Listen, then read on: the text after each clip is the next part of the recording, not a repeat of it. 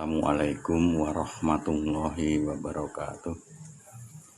Ya anak semuanya, kita lanjutkan pembelajaran OTK Humas dan Keprotokolan dan lanjutkan pada season hari ini. Itu adalah kelanjutan dari kemarin yang judulnya kemarin itu adalah rapat bagian pertama.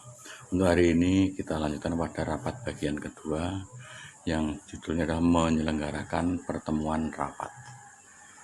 Anak yang saya cintai, untuk menyelenggarakan pertemuan rapat bagian kedua itu adalah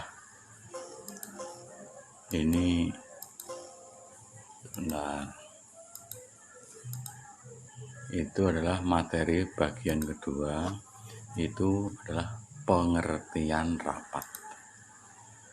Seperti kita singgung kemarin, pengertian rapat itu ada berbagai pendapat. Untuk hari ini, pengertian rapat pada umumnya, pertemuan rapat itu dilaksanakan untuk membicarakan suatu hal yang memerlukan pemecahan. Adapun di berikut ini ada beberapa pengertian rapat, yaitu sebagai berikut, antara lain menurut Kamus Besar Bahasa Indonesia, rapat adalah pertemuan atau kumpulan untuk membicarakan sesuatu atau sidang di majelis atau di tempat-tempat tertentu. Kemudian rapat merupakan komunikasi kelompok secara resmi. Rapat merupakan musyawarah kelompok untuk mencari mufakat. Rapat merupakan media komunikasi kelompok, atau rapat merupakan media komunikasi kelompok yang bersifat tatap muka. Dari beberapa pengertian di atas, dari beberapa pengertian tersebut yang telah kami sampaikan, dapat disimpulkan bahwa rapat adalah suatu pertemuan antar anggota organisasi atau perusahaan yang bertujuan untuk merundingkan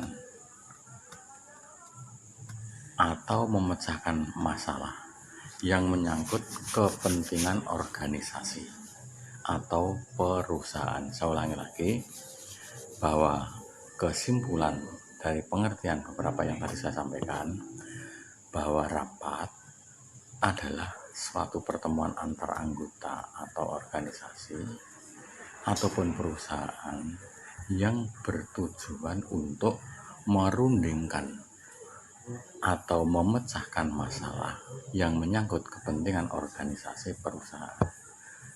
Pada slide berikutnya, ini fungsi menyelenggarakan rapat yaitu sebagai berikut.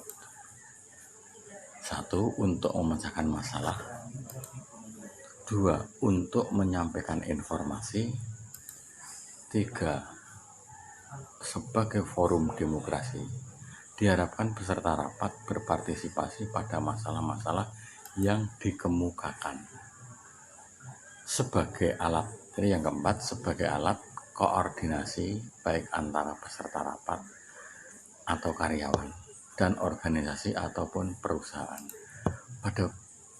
Pada yang nomor 5, itu rapat sebagai sarana bernegosiasi. Sedangkan yang nomor 6 sebagai sarana pembentukan peraturan, seperti membuat tata tertib, undang-undang atau ketentuan hukum. Nah, yang saya nilai untuk slide berikutnya adalah jenis-jenis rapat. Adapun jenis-jenis rapat itu menurut tujuannya dapat dibedakan menjadi 1. Rapat penjelasan. Yang kedua, rapat perundingan. Kemudian yang ketiga, rapat pemecahan masalah. Jadi jenis-jenis rapat menurut tujuannya: 1. Rapat penjelasan. Ini artinya apa? Kedua, rapat perundingan, itu pengertiannya apa? 3. Rapat pemecahan masalah, itu pengertiannya apa? Nanti masing-masing diberikan penjelasan, diberikan pengertian di dalam buku tugas. Menurut sifatnya, rapat dapat dibedakan menjadi rapat resmi, rapat tidak resmi, rapat tertutup, dan rapat terbuka. Ini menurut sifatnya rapat resmi, rapat tidak resmi, rapat tertutup, dan rapat terbuka.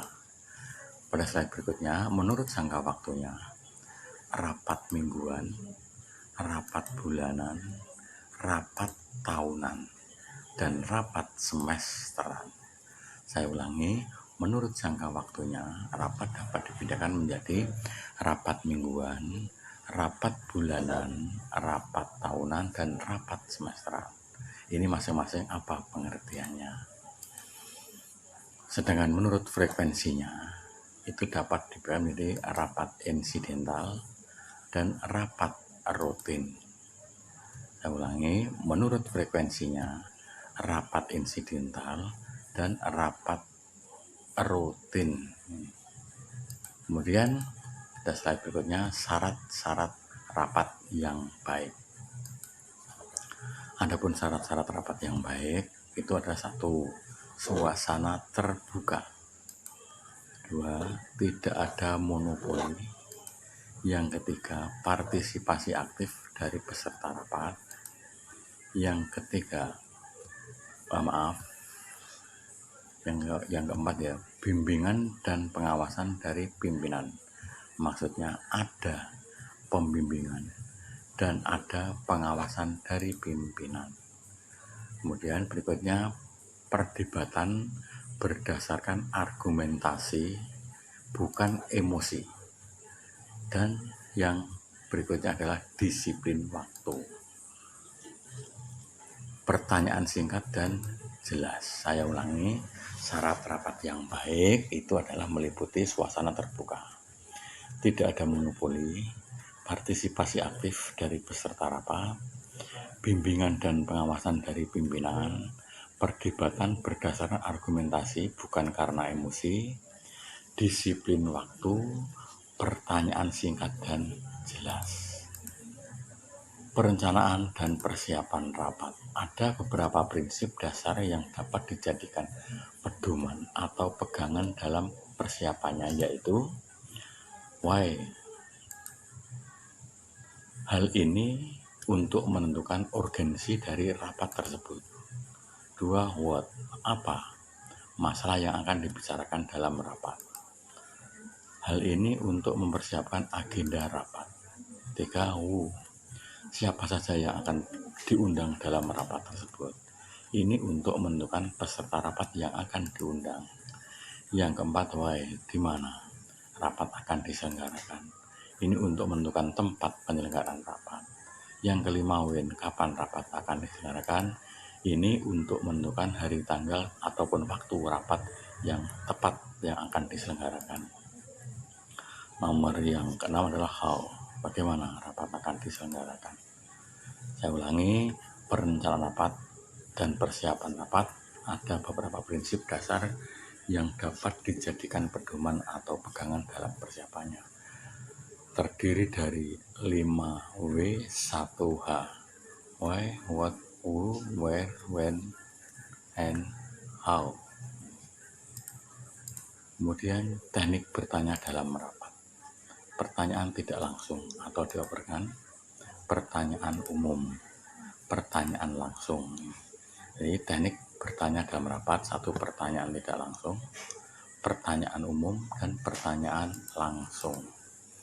Hal-hal yang harus dipersiapkan dalam menyelenggarakan rapat antara lain membuat agenda rapat dan susunan acara rapat, menentukan peserta rapat, membuat undangan rapat, membuat daftar hadir rapat, mempersiapkan bahan rapat, dan mempersiapkan peralatan dan perlengkapan rapat, serta mempersiapkan ruang rapat, dan terakhir akomodasi pengisi napan, yang paling terakhir adalah transportasi, dan yang paling terakhir sendiri adalah konsumsi. Setelah itu kesehatan perlu diperhatikan, pengecekan persiapan terakhir. Itu semua adalah hal yang harus dipersiapkan dalam menyelenggarakan rapat. Ini hal-hal yang perlu dipersiapkan dalam menyelenggarakan rapat, antara lain ada 11.